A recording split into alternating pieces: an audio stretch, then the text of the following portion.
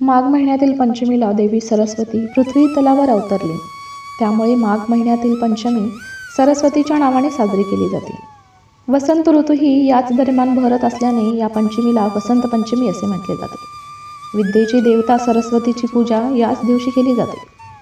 वसंत पंचमी साजरी करण्याला हिंदू धर्मात अनेक मान्यता आहेत. वसंत ऋतू आणि वसंत पंचमीचे महत्त्वही वेगळे आहे. सन 2024मध्ये 14 फेब्रुवारी रोजी वसंत पंचमी आहे. तर जाणून घेऊया वसंत पंचमीचे महत्त्व आणि त्यातील काही रोचक कथा. पौराणिक कथेनुसार वसंत पंचमी आणि सरस्वती पूजन करण्यामागे अत्यंत रोचक कथा आहे. तर चला ऐकूयात वसंत पंचमीची कथा. अशी मान्यता आहे की सृष्टीरचयिता ब्रह्मदेवाने जेव्हा जीव आणि मनुष्याची रचना केली तेव्हा ब्रह्मदेवाने आपल्या संसाराकडे बघितले, पण तेव्हा त्यांना सगळीकडे निर्जन असल्याचे जाणवले. वातावरण अगदी शांत होते, ज्या ठिकाणी कुठलीही वाणी किंवा कुठलाही आवाज नव्हता. हे बघून ब्रह्मदेव उदास आणि असंतुष्ट झाले. तेव्हा ब्रह्मदेवांनी प्रभू विष्णूंच्या आज्ञेने आपल्या कमंडलातील पाणी घेऊन पृथ्वीवर शिंपडले. धरतीवर पडलेल्या या पाण्यामुळे पृथ्वीवर कंपन झाले आणि एक अद्भुत शक्तीच्या रूपात चतुर्भुज अर्थात एक 4 भुजा असलेली सुंदर स्त्री प्रकट झाली. त्या देवीच्या एका हातात वीणा, दुसरा हात वर मुद्रेत आणि इतर 2 हातात पुस्तक आणि माळ होती. ब्रह्मदेवांनी त्या स्त्रीला वीणा वाजवण्याचा आग्रह केला. तेव्हा वीणेच्या स्वरांमुळे पृथ्वीवरील सर्व जीवजंतूंना वाणी प्राप्त झाली. त्या क्षणानंतर देवीला सरस्वती देवी असे नाव दिले गेले. त्या देवीने पृथ्वीवरील सगळ्या सृष्टीला आणि सर्व प्राणीमात्रांना वाणीसह विद्या आणि बुद्धी दिली. वसंत पंचमी ही सरस्वतीच्या जन्माच्या रूपात साजरी केली जाते. या देवीला बागीश्वरी, भगवती, शारदा, वीणावादिनी आणि वाग्देवी यासह अनेक नावे आहेत. संगीताची उत्पत्ती केल्याने या देवीला संगीताची देवी म्हणूनही पूजले जाते. त्यामागील एक पौराणिक कथा देखील आहे.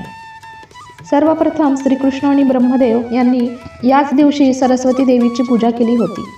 देवी सरस्वतीने जेव्हा श्रीकृष्णांना बघितले तेव्हा देवी त्यांचे रूप बघूनच मोहित झाली आणि कृष्णाला पतिरूपात प्राप्त करू इच्छित होती. ही गोष्ट कृष्णाला कळाल्यावर त्याने स्वतः राधाप्रती समर्पित असल्याचे सांगितले. परंतु सरस्वतीला प्रसन्न करण्यासाठी कृष्णाने देवीला वरदान दिले की विद्या इच्छुक सर्वजण माघ महिन्यातील पंचमीला तुमचे पूजन करतील. हे वरदान दिल्यानंतर सर्वप्रथम कृष्णाने देवीची पूजा केली. तेव्हापासून वसंत पंचमीला सरस्वती पूजनाची परंपरा सुरू झाली. प्राचीन काळी सरस्वती नदीच्या काठावर ऋषींचे आश्रम असायचे. वेदव्यास ऋषी यांचेही तेथे वास्तव्य होते. सरस्वती नदीच्या काठावर वेद, उपनिषदे आणि इतर धर्मग्रंथांची रचना आणि संकलन करण्यात आले होते. अशा प्रकारे नदीचा संबंध ज्ञान आणि बुद्धीची देवता सरस्वती यांच्याशी जोडला जातो.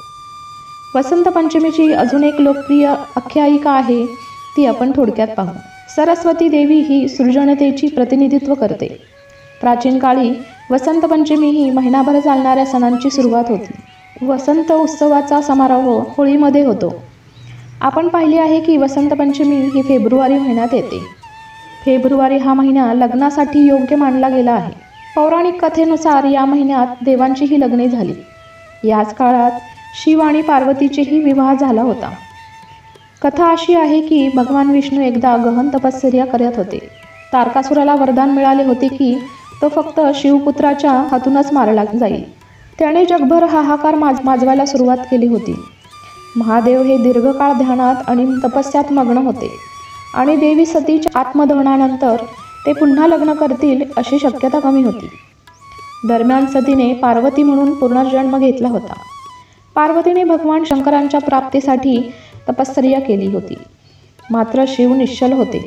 त्यानंतर पार्वतीने कामदेवाला शिवाला त्यांच्या ध्यानातून जागृत करण्यासाठी पाठवले.